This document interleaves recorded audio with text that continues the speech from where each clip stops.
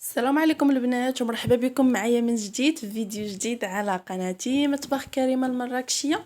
اليوم ان شاء الله المهم جاتني انا واحد لا كوموند فيها صابلي وفيها فقاص، وان شاء الله هادشي كله غنتشاركو معكم في القناه.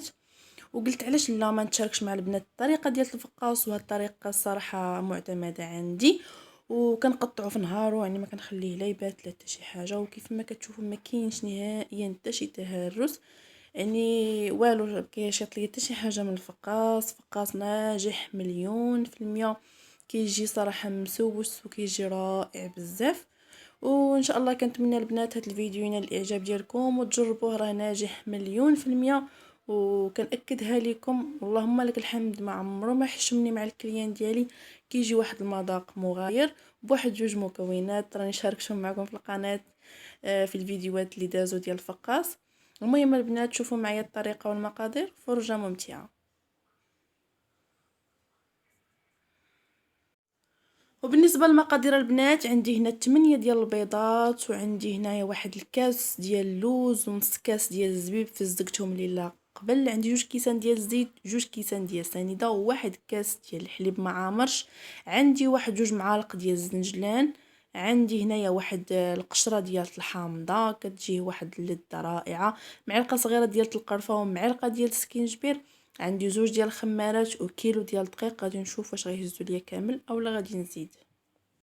وبالنسبه للطريقه البنات كيف ما معودين كندير البيض وكنحيد واحد صفر بيضه باش غادي ندهن الفقاس، كندير 2 كيسان ديال سنيده، كندير القرفه وسكينجبير والقشره ديال الحامض اللي كتعطي واحد اللذه وكتحيد هذيك الزفره ديال البيض.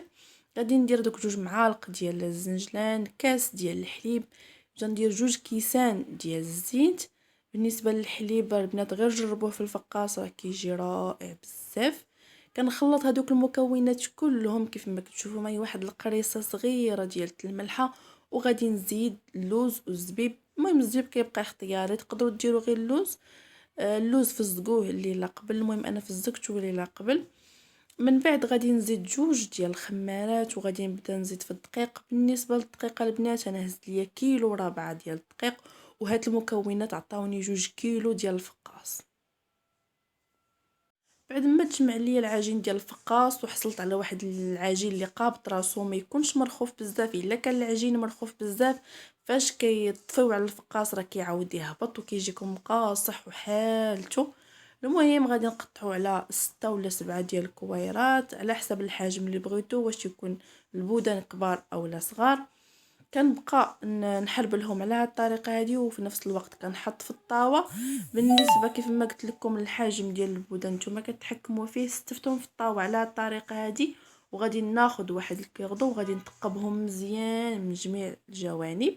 هذا واحد السر من الاسرار البنات باش ما يتقبش لكم الفقاص في الفران. كندهن بصفار ديال البيض اللي خلطته مع واحد شويه ديال الحليب، كندهن الفقاص ديالي على هاد الطريقه هذه. اما الطريقه راها يعني كلشي عارفها من طبيعه الحال.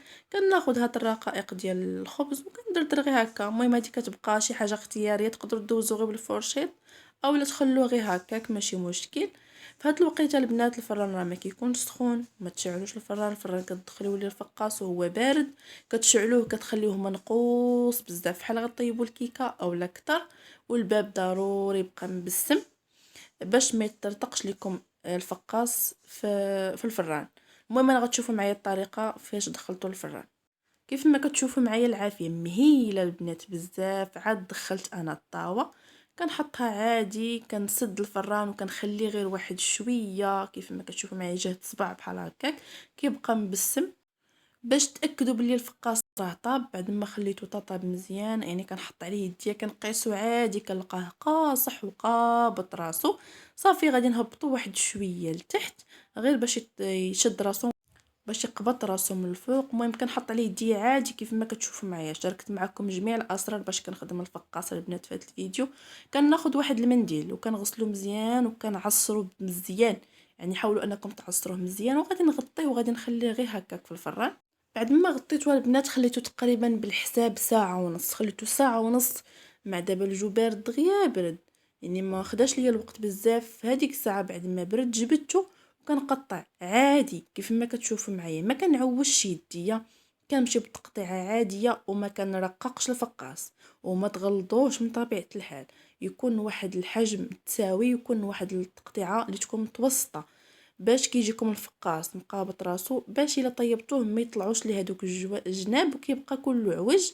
وما تميلوش يدكم، اكثريه ديال البنات كيميلوا يدهم في التقطاع وتيقول لك راه كيجيني الفقاس عوج من الجناب، من طبيعه الحال غيجيكم عوج لحقاش نتوما كتميلوا الموس. انا كنبقى على الطريقه حتى كنقطعوا كل شيء، وكيف ما شفتوا شاركته معكم يعني الحمد لله والله لك الحمد، يعني ما تهرش ليا كاع نهائيا في التقطاع، ولو انني ما خليتوش بات. دابا كنبدا نستف في الطاوه على الطريقه هذه. المهم انا قطعت تقريبا نص وغادي ندخلو الفران تيتحمر ونتلاقاو مع الشكل النهائي.